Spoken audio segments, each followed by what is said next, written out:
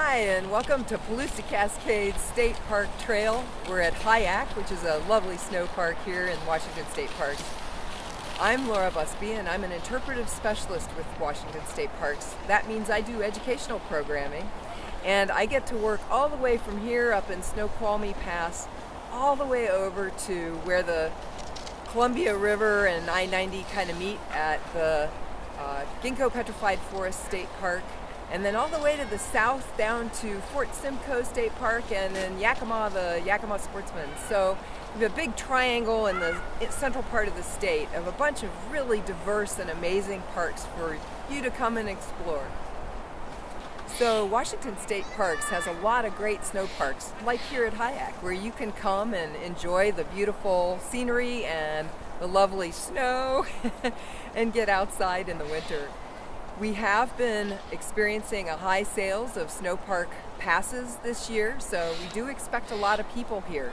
So keep that in mind before you come. You want to make sure to check road conditions so that you have a safe trip here.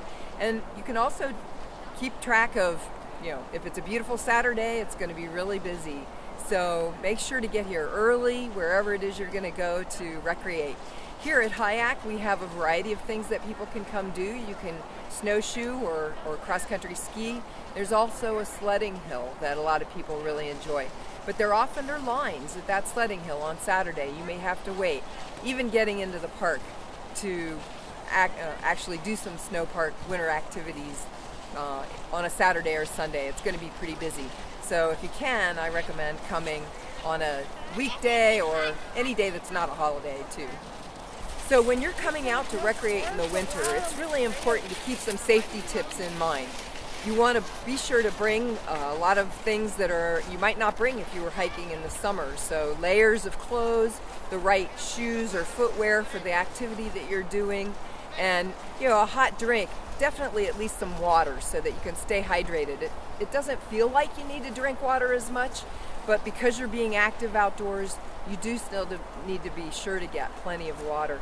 Some other safety tips to keep in mind are, look at the time of day that you're coming. Make sure that you have plenty of daylight. It's getting dark early in the winter, so you don't want to get 3 miles out the trail and then realize, oh gosh, it's going to be dark before I get back. So make sure to have those 10 essentials. That includes a flashlight and several other things that might be helpful in case you do get stuck out longer than you think you're going to. Another really important thing that you can do is before you come, check the avalanche conditions. So depending on where you're going to go, you want to look up online what they are for that day. The Northwest Avalanche Center is a really great resource to check for whatever kinds of conditions might be happening, and they'll show you areas of the state, regions in the mountains, and what the avalanche danger is. And then the other resource that I often look at is a Washington Trails Association. It's WTA.org. It's a nonprofit organization that provides a lot of great information about trails. And sometimes you can look at the WTA site and they'll tell you this area is a high avalanche area, so this is a trail you might want to avoid, or this is a safer trail.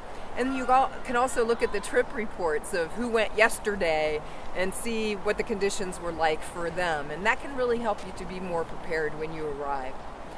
Yak tracks or some kind of traction devices are helpful. Sometimes you may be going snowshoeing, but just the parking lot before you get to where you start might be dangerous. So you want to make sure to be well prepared with all the things you might need in the cold winter weather. So winter driving can present a lot of different challenges than what you might have during the other times of the year because of the snow. So you want to make sure to be prepared with chains in your car or an all-wheel drive vehicle. There are times when the highway requires you to have chains, even if you don't have to have them on, or they may require them to be on your vehicle. So be sure to have some chains or good traction for your vehicle. Some other things to consider, I like to carry a little snow shovel, just a small foldable snow shovel. You want to be sure to have scrapers and all that for your windows so that maybe you park and you go off and recreate, you come back and maybe it's snowed or iced a little bit over and you want to be able to clean off your car, be able to see well.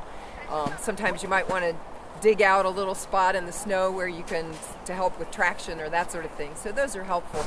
Another thing I carry year round with me in my car, because sometimes I go back on roads that are maybe not the main roads, I like to carry a little hand saw with me, a little saw that in case a tree branch comes down across the road. I've actually been in a situation before where I was back in the woods and I came out and there was a tree across the road and I couldn't get out. So fortunately somebody else came and they had a saw like that, and so I thought I need one of those.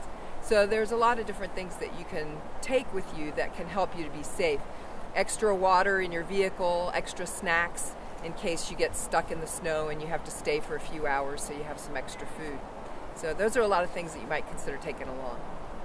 So an exciting opportunity that you might find in your area are guided snowshoe hikes.